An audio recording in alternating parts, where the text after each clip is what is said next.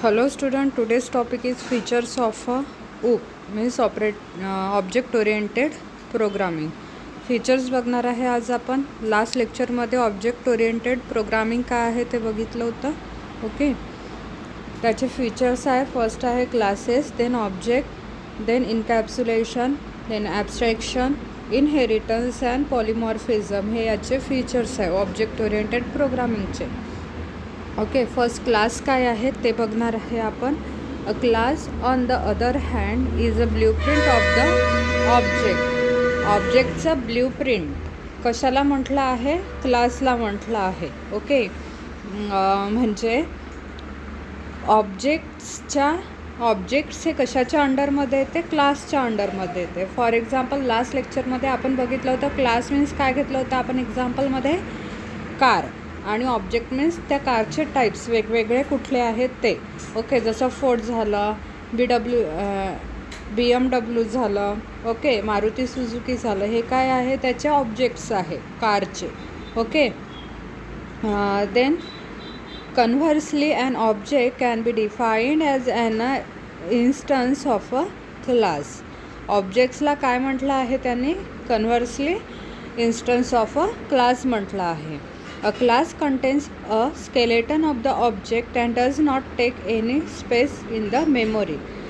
Class काय आहे? एका म्हणजे वेगवेगळ्या ऑब्जेक्ट्सचं एक स्केलेटन आहे, म्हणजे मेन बॉडी आहे.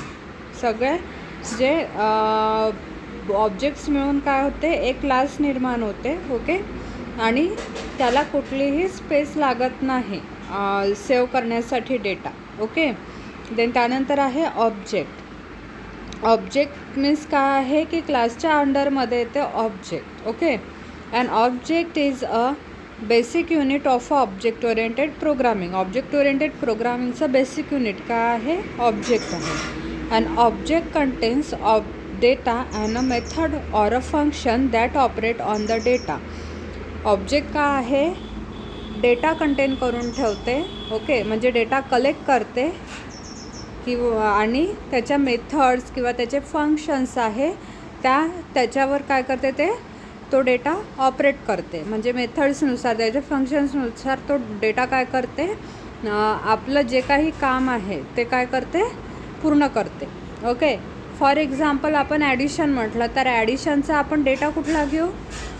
ॲडिशन काय झालं? एक ऑब्जेक्ट क्लास झालं. ओके, त्याच्या अंडरमध्ये त्याचा डेटा येईल वेगवेगळा, आणि त्या डेटाचं काय होईल? ऑपरेशन होईल त्या ऑब्जेक्ट्सचं. म्हणजे फॉर एक्झाम्पल जर 1 2 3 4 ह्या जर व्हॅल्यू घेतल्या आपण, ते काय झाले? ऑब्जेक्ट झाले. याचा काय होईल? ऑपरेशन होईल एका मेथडनुसार. ओके, एका फंक्शननुसार. Object take up space in a memory. Object काय करते? मेमोरीमध्ये स्पेस निर्माण करते. टेक म्हणजे क्लास निर्माण करते का? नाही. ऑब्जेक्ट काय करते?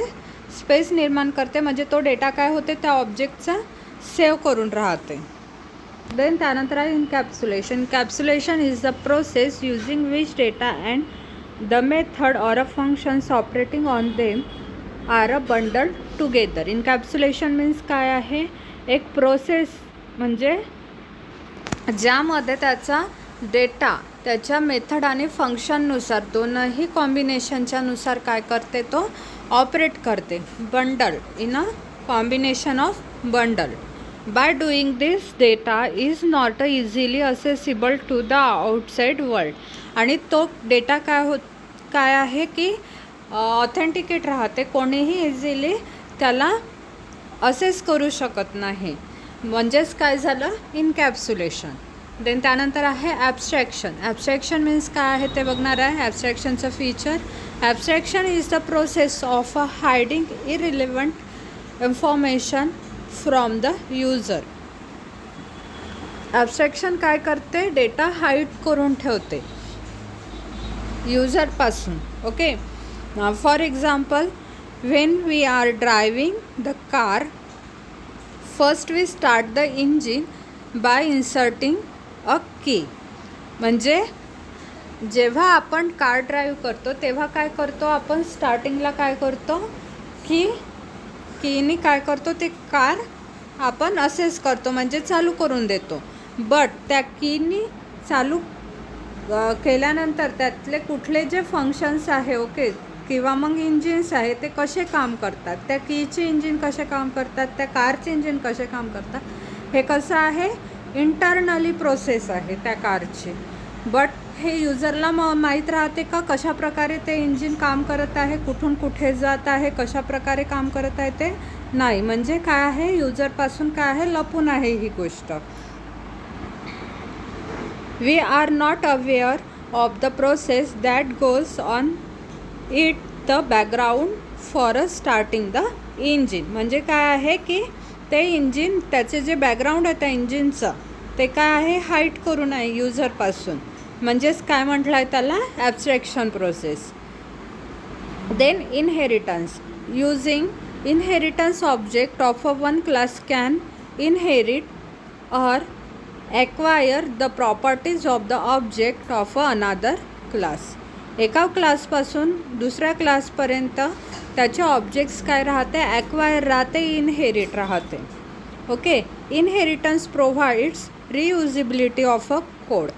इनहेरिटन्स काय करते रियुजिबिलिटी ऑफ कोड प्रोव्हाइड करते. म्हणजे जर एखादी जर गोष्ट आपली चुकली असेल तर त्याला काय करू आपण रियूज करू. ओके. जर आपल्याला ती गोष्ट जर डबल करायची असेल तर काय करू रियूज करू. म्हणजे काय आहे एका क्लासपासून दुसऱ्या क्लासपर्यंत जाण्यासाठी आपण ती प्रोसेस काय करत आहे आपली जर चुकली असेल प्रोसेस तर आपण त्याला डबल रिपीट करत आहे. Polymorphism. Polymorphism means many forms. काय म्हटलं आहे त्याला फॉर्म्स, वेगवेगळे फॉर्म्स म्हटलं आहे पॉलिमॉर्फिझमला. Polymorphism is an important feature of a object oriented programming and is usually implemented as a operator overloading. याला काय म्हटलं आहे इम्प्लिमेंटेड ऑपरेटर ओव्हरलोडिंग म्हटलं आहे. का बरं म्हटलं आहे बिकॉज त्याचे वेगवेगळे फॉर्म्स आपण काय करतो निर्माण करतो. ओके.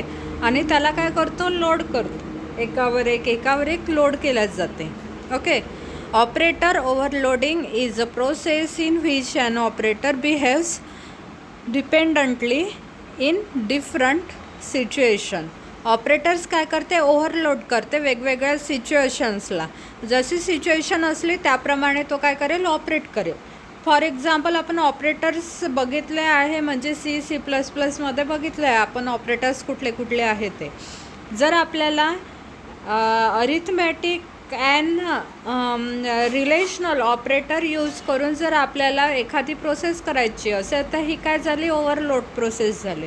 बिकॉज आपण त्यामध्ये काय करत आहे अरिथमॅटिक ऑपरेटरसुद्धा यूज करत आहे आणि रिलेशनल ऑपरेटरसुद्धा यूज करत आहे. एकच ऑपरेटर यूज करत आहे का नाही. म्हणजेच काय म्हटलं आहे त्याला एकावर म्हणजे एकच ऑपरेशन आपण डिफरंट वेने सॉल्व करत आहे. म्हणजेच काय आहे याला काय म्हटलं आहे operator overloading. Similarly in a function overloading the same function behaves differently in a different situation.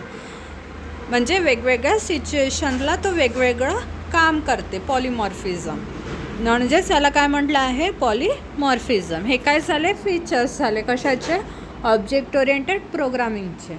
Okay. Thank you students.